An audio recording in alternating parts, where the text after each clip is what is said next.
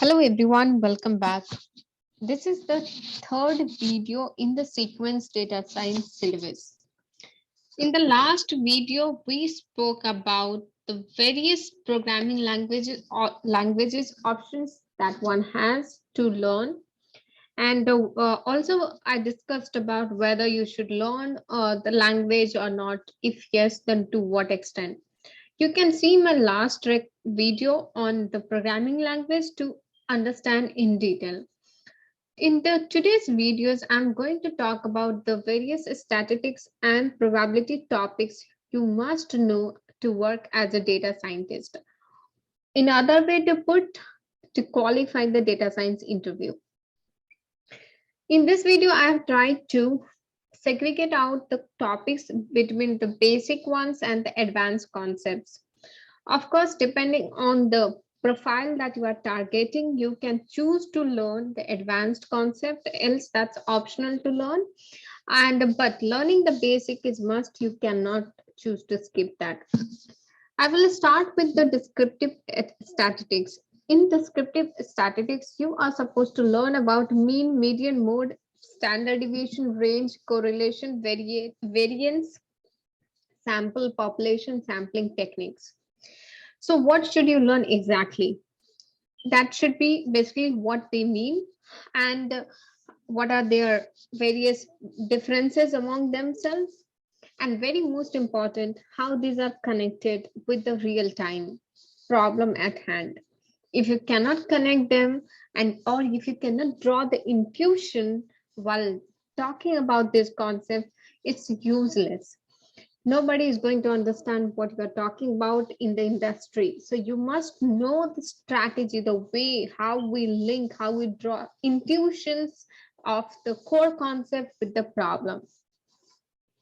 Important thing is also knowing about their differences between them. So while you'll be going thoroughly about the descriptive statistics, you will understand there are always a situation in which particularly you should go ahead with mean, otherwise you should go with mode or median.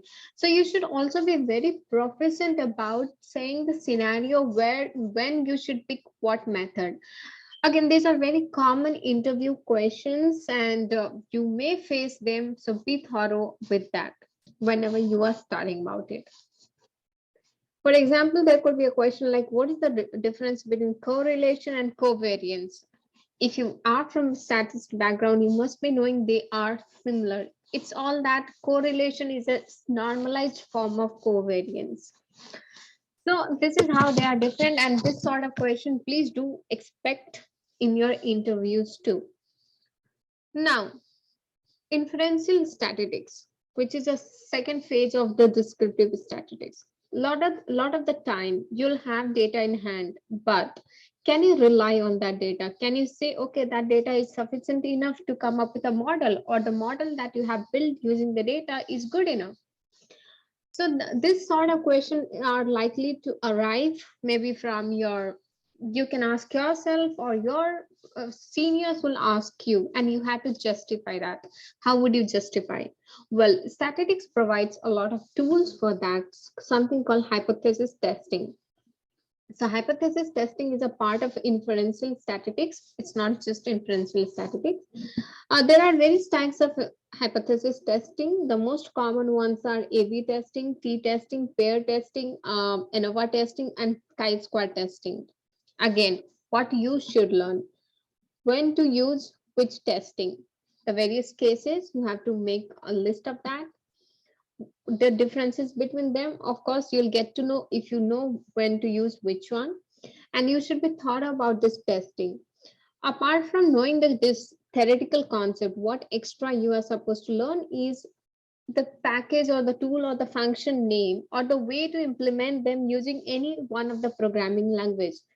In the last video of mine, I discussed about you can go ahead with Python or R. So it's up to you, but specifically if you see, R has good packages, straightforward functions for this testing.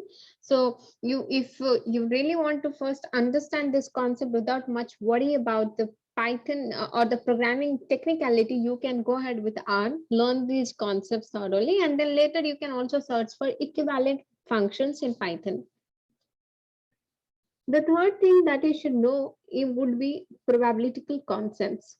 So in advanced concepts, talking about the basics, the basic of probability one should know, and and in that you must not forget to understand conditional probability. What is a conditional probability? In what circumstances we use? How to solve a conditional probability given a problem set in?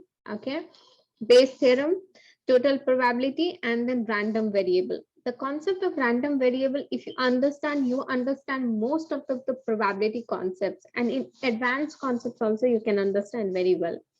So please try to explore what is a random variable, why it's called random, what are the various scenario it can come up, what else you should know about it.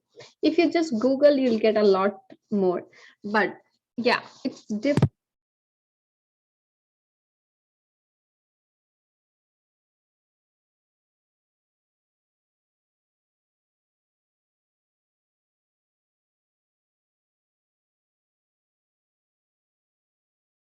Junior data scientist or senior data scientist or data scientist manager, you have to understand these concepts. So under advanced concepts, central limit theorem will come. You must be familiar with central limit theorem, what it states, how it's related to your population, samples, and sampling techniques. If you can connect that, if you can narrate that with an example, that's what an interviewer expects you to know.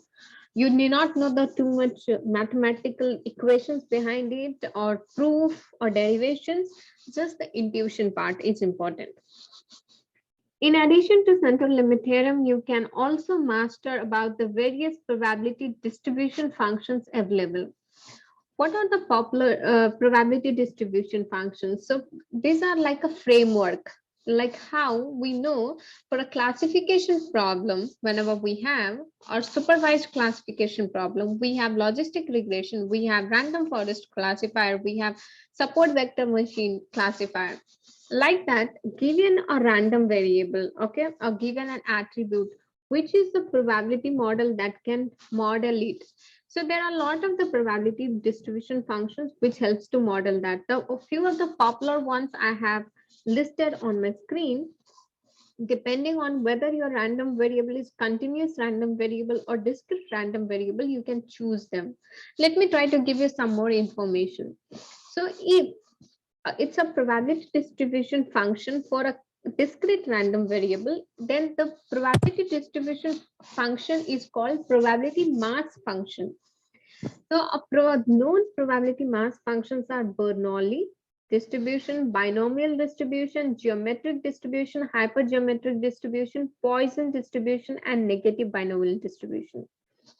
Now, when to choose which distribution? It totally, there are predefined rules for that, and you must go through those rules. For example, it is said that whenever you have to find out the number of success, the number of success out of n experimentation, then you can go ahead with the binomial distribution.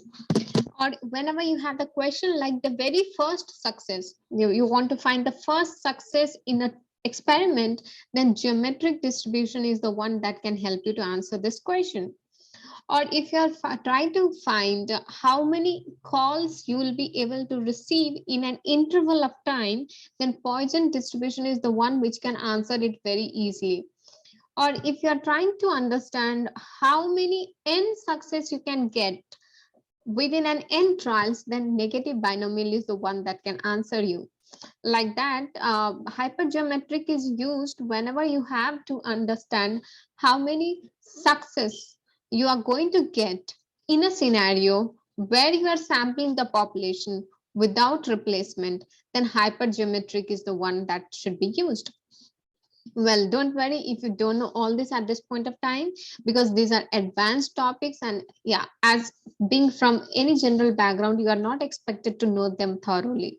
But as I said, depending on what profile you are targeting, and especially if you are targeting to work with top MNCs like Microsoft or Google or Amazon, then you must know these concepts, because they expect these concepts as the minimum qualification criteria for choosing a candidate. Let's go to the next one that is called PDF or probability density function. So PDFs are the probability distribution functions when a random variable is of continuous form. And the most common distributions are uniform distributions, Gaussian distributions, gamma distribution, exponential distribution, chi-square distribution, and beta distribution. Again, if you see, I have listed out something called limits. These are again one of the criteria in selecting or choosing a distribution. If your random variable can take a value like from minus infinity to plus infinity, anything between that, then obviously that can be modeled very easily with the Gaussian distribution. So even if you plan not to go with the advanced concept, if whenever you are learning center limit theorem, I expect one is expected to know about Gaussian distribution. This is one of the most popular distribution that is emitted by most of the natural phenomena. So knowing the Gaussian distribution is always an advantage that can help you to clarify a lot of your statistical concepts very thoroughly. Right, exponential distribution, if you have ever heard of, I mean, you would have heard of this very recently during COVID time. If you remember, a lot of the modelings came on the COVID data set, like how many number of patients will arise in future. So of some forecasting was done, and that was found to be going ahead as an exponential distribution form. So these are the various distribution, and there is, it's not that I cannot cover it in one video. They have their own background, one theory, more, lot more concepts involved. So just to give you a background, how and in which direction should you think, I'm trying to highlight these concepts. Again, beyond this, if you want to learn anything extra, you are always welcome to learn, because the more knowledge is never harmful to anybody. In fact, it will give you more clarity. It will make you a better uh, candidate among the list of the candidates for an interview. So feel free to expand your knowledge, keep learning, and learn these concepts without a fail. That will give you a better understanding, better reasoning capability, better decision making capability whenever you'll be working on a data science project. Having said that, I hope this video is useful for you, and let me see you again for the next video, where I will be discussing about the various classical ML models and the various core concepts that you should know within for those models. Till then, you have a happy learning.